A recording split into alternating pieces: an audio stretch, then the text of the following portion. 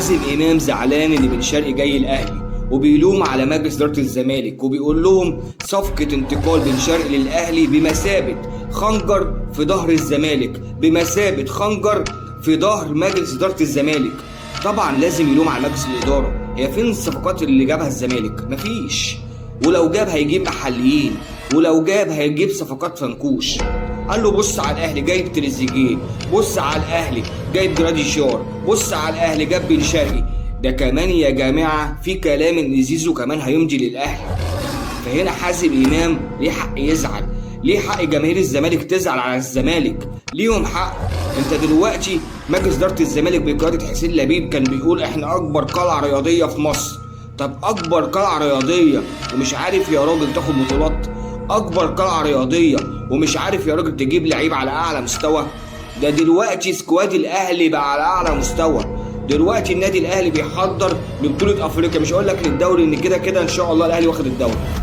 الاهلي بيحضر لبطوله افريقيا، الاهلي بيحضر لكاس عالم الانديه.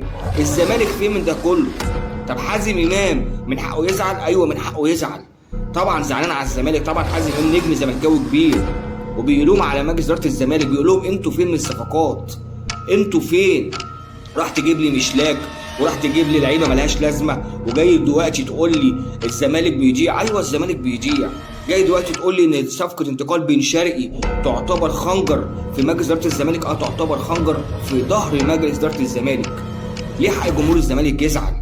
جمهور الزمالك كان عشمان ان بن شرقي يرجع تاني من الريان القطري يلعب في الزمالك، ولكن ممدوح عباس ما قدرش يدفع زي مجلس اداره النادي الاهلي ما دفعت.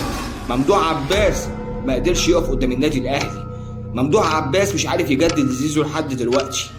كلهم شافوا الفيديو بتاع انتقال بن شرقي للاهلي وكله في حاله ذهول. كل الزملكاويه، خالد الغندور، حازم امام، سيف زاهر، كله في حاله ذهول. مش قادرين يشوفوا بن شرقي وهو لابس الفانلة الحمراء، مش قادرين.